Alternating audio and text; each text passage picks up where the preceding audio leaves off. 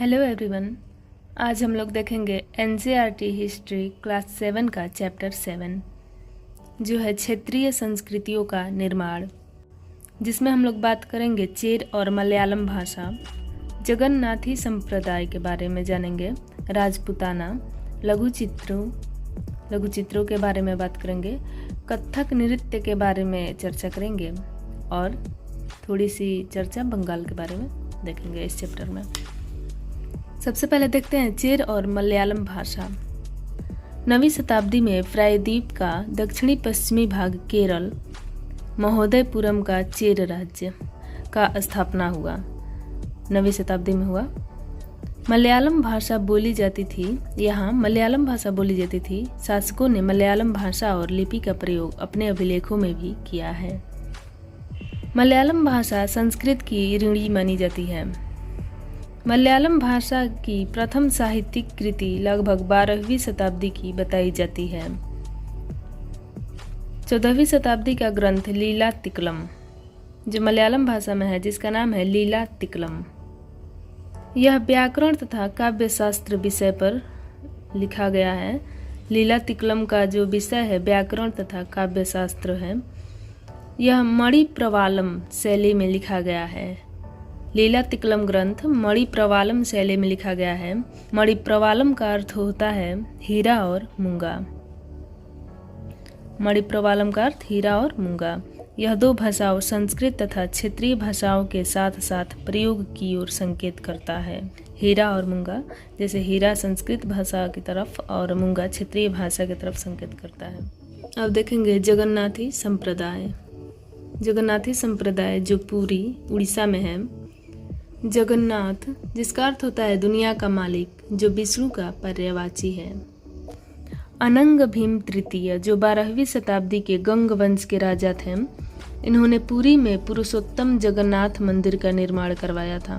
1230 ईस्वी में इन्होंने अपना राज्य पुरुषोत्तम जगन्नाथ को अर्पित कर स्वयं को जगन्नाथ का प्रतिनियुक्त घोषित किया। अब देखेंगे राजपूताना। 19वीं शताब्दी में ब्रिटिशों के द्वारा वर्तमान राजस्थान के निवासियों को राजपूताना कहा जाता था।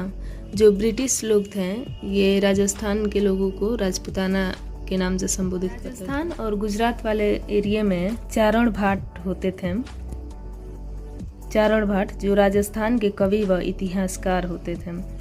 चारण भाटों के द्वारा राजपूत शूरवीरों की कहानियाँ काव्यों एवं गीतों में सुरक्षित रखते थे।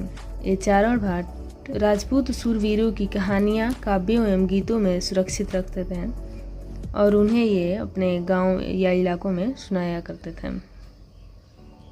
बात करेंगे कथक नृत्य की। कथक जिसका शाब्दिक अर्थ कथा बताया जाता है, इसका प्रयोग संस्कृत तथा अन्य भाषाओं में कहानी के लिए किया जाता था। कथक मूल रूप से उत्तर भारत के मंदिर में कथा या कहानी सुनाने वालों की एक जाति थी। ये अपने हाव भाव तथा संगीत से अपने कथा वाचन को अलंकृत करते थे। 15वीं-16वीं शताब्दी में भक्ति आंदोलन के प्रसार के साथ कथक एक विशिष्ट नृत्य शैली में उभरा। कथक नृत्य जो दो परंपराओं या घरानों में फूला फला, जिसमें से एक था जयपुर जो राजस्थान में है और दूसरा लखनऊ। अवध के अंतिम नवाब वजीद अली शाह के संरक्षण में यह प्रमुख कला के रूप में उभरा। कथक नृत्य अवध के अंतिम नवाब वजीद अली शाह के संरक्षण में कला के रूप में सामने आया। 1850 से 1875 के दौरान यह नृत्य शैली पंजाब, हरियाणा, जम्मू और कश्मीर, बिहार तथा मध्य प्रदेश के इलाकों में भी स्थापित हो गया। इसकी प्रस्तुति में यानी कथक नृत्य की प्रस्तुति में किलष्ट तथा द्रुत पद संचालन, उत्तम वेशभूषा तथा कहानियों के अभिनय पर जोर दिया गया। हालांकि अंग्रेजों के टाइम कथक नृत्य पर उतना फोकस नहीं किया गया, फिर भी यह कथक नृत्य की परंपरा जीवित रही, जिसे आज भारत की शास्त्रीय नृत्य में शामिल किया जा चुका है। अब देखेंगे श्रेण्य शास्त्रीय। ऐतिहासिक रूप से इसका तात्पर्य कला व साहित्य की उन महान कृतियों से है जिनकी रचना 5वीं तथा 4वीं शताब्दी ईसा पूर्व में प्राचीन यूनान में की गई थी। इसी काल में एथेंस उन्नति की अत्यंत उत्कृष्ट स्थिति पर पहुंच गया था। एथेंस की यह उन्नति या स्थिति निकट के और मध्य पूर्व से भारतीय सीमा पर सिकंदर की विजयों तक बनी रही। यहाँ पर देखेंगे कुछ शास्त्रीय नृत्य, जैसे भरतनाट्यम जो तमिलनाडु का है, कथकली केरला का, ओडिसी उड़ीसा का, कुचिपुड़ी आंध्र प्रदेश का और मणिपुरी मणिपुर का है शास्त्रीय नृत्य। वीडियो के लास्ट में मैं पूरा नोट्स दिखाऊंगी, आप चाहें तो बना लें। और ये नोट्स बनाने से पहले एक बार आप चैप्टर की रीडिंग ज़रूर कर लें। चैप्टर मेरे टेलीग्राम ग्रुप पे अवेलेबल है फ्री में, वहाँ से आप जाकर देख सकते हैं। अब देखेंगे लघु चित्र, छोटे आकार के चित्र। लघु चित्र नाम से ही पता चलता है छोटे आकार के चित्र। प्राचीनतम लघु चित्र तालपत्रों या लकड़ी की तख्तियों पर चित्रित किए गए थे। यह चित्र पश्चिम भारत में जैन ग्रंथों को सचित्र बनाने के लिए प्रयोग किए गए थे। मुगल काल के अकबर, जहांगीर, शाहजहां ने चित्रकारों को संरक्षण प्रदान किया था। काव्यों कथाओं का चित्रण केंद्र। काव्यों तथा कथाओं का कुछ चित्रण केंद्र के नाम है यहाँ, जो है मेवाड़, जोधपुर, बूंदी, कोटा और किशनगढ़। अब देखेंगे बसोहली शैली। बसोहली शैली जो चित्रकारी के अंतर्गत आता था, इसका विकास हिमालय की तलहटी में हुआ, जो हिमाचल प्रदेश वाला एरिया है। इसमें रसमंजरी जो सबसे लोकप्रिय पुस्तक चित्रित की गई थी। रसमंजरी को बसोहली शैली में चित्रित किया गया था, जिसके लेखक भानुदत्त हैं, याद रखेंगे। अब देखेंगे कांगड़ा शैली। 1739 ईस्वी में नादिर शाह के आक्रमण और दिल्ली विजय के दौरान मुगल कलाकार मैदानी इलाकों की अनिश्चितताओं से बचने के लिए पहाड़ी क्षेत्रों की ओर पलायन कर गए। इसके फलस्वरूप कांगड़ा शैली विकसित हुई। और इस शैली की विशेषताएं क्या थीं, ये देखेंगे। नीले, हरे व कोमल रंगों का प्रयोग। नीले, हरे व कोमल रंगों का प्रयोग तथा विषयों का काव्यात्मक निरूपण कांगड़ा शैली की विशेषताओं में से एक है। बात करेंगे बंगाली, एक क्षेत्रीय भाषा का विकास। इस भाषा का उद्भव संस्कृत से हुआ। बंगाली भाषा का उद्भव संस्कृत भाषा से बताया जाता है। 7वीं शताब्दी के चीनी यात्री ह्वेनसांग ने बताया, बंगाल में सर्वत्र संस्कृत भाषाओं का प्रयोग हुआ करता था। 1586 में अकबर ने बंगाल पर कब्जा किया, तब इसे सूबा माने जाने लगा। उस समय प्रशासन की भाषा फारसी थी, लेकिन बंगाली एक क्षेत्रीय भाषा के रूप में विकसित हो रही थी। अब देखेंगे बंगाली प्रारंभिक साहित्य, जिसको 2 भागों में मैंने बांट रखा है ताकि समझने के लिए आसानी हो। जिसमें पहला है संस्कृत की ऋणी और दूसरा संस्कृत से स्वतंत्र। संस्कृत की ऋणी, इसमें संस्कृत महाकाव्यों के अनुवाद। मंगल काव्य, मंगल काव्य का अर्थ होता है शुभ, यानी मांगलिक काव्य जो स्थानीय देवी देवताओं से संबंधित होते थे, जो मंगल काव्य था। और भक्ति साहित्य, भक्ति साहित्य में जैसे गौड़ीय वैष्णव आंदोलन के नेता श्री चैतन्य देव की जीवनियाँ आदि। चैतन्य देव के बारे में हम लोग इसके पिछले चैप्टर में बात कर चुके हैं। दूसरा भाग है संस्कृत से स्वतंत्र, जिसमें नाथ साहित्य जैसे मैनामती गोपी चंद्र की गीत, धर्म ठाकुर की पूजा से संबंधित कहानियाँ, परी कथाएं, लोक कथाएं और गाथा गीत शामिल है। भागवन जो संस्कृत की ऋणी है, इसमें एक बात याद रखेंगे, इस समय के ग्रंथों का काल निर्णय करना सरल है, क्योंकि ऐसी अनेक पांडुलिपियां पाई गई हैं जिसमें यह इंगित किया गया है कि उनकी रचना 15वीं शताब्दी के उत्तरार्ध और 18वीं शताब्दी के मध्य भाग के बीच की गई थी।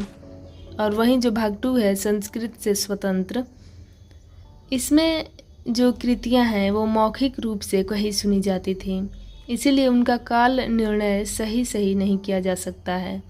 वे खासतौर पर पूर्वी बंगाल में लोकप्रिय थी जहाँ ब्राह्मणों का प्रभाव अपेक्षाकृत कम था। आप देखेंगे रानी मैनामती, जिनके पुत्र थे गोपीचंद्र। अभी हमने यहाँ पे बात किया था मैनामती और गोपीचंद्र के गीत। तो ये मैनामती गोपीचंद्र की माँ थीं। ये लोग नाथ संप्रदाय से थे, जो सन्यासी होते थे, जो तरह तरह की यौगिक क्रियाएं करते थे।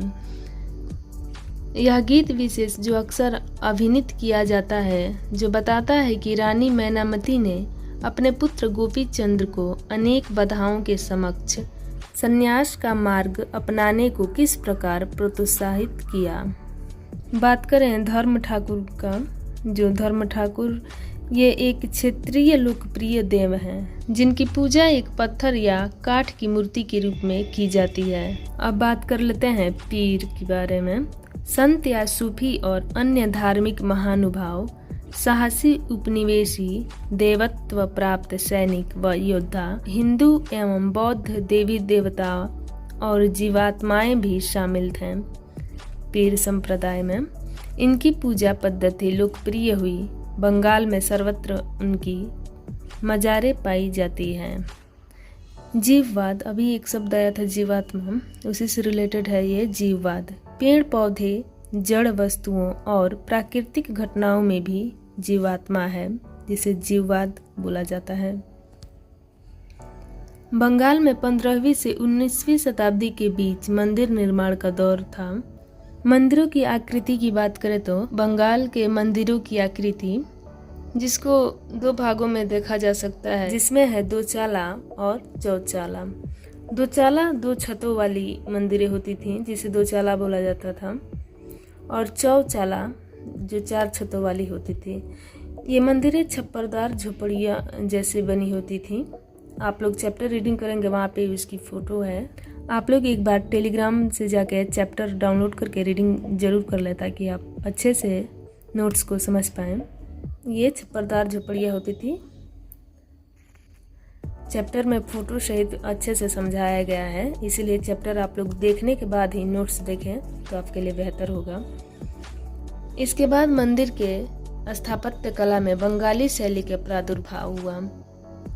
धीरे धीरे वहाँ मंदिरों की जो स्थापत्य कला है वो आगे बढ़ने लगी, और वहाँ पे मंदिर निर्माण या धार्मिक भवन उन सामाजिक समूहों या लोगों के द्वारा बनवाया जाता था जो शक्तिशाली होते थे।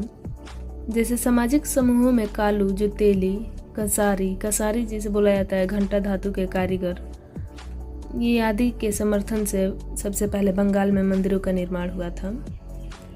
बंगाल का विष्णुपुर मंदिर जो है बंगाल के बांकुर जिले में विष्णुपुर मंदिर, इस मंदिर में सजावटें अत्यंत उत्कृष्ट कोटि की थीं, जिसके लिए वो उस टाइम मशहूर था।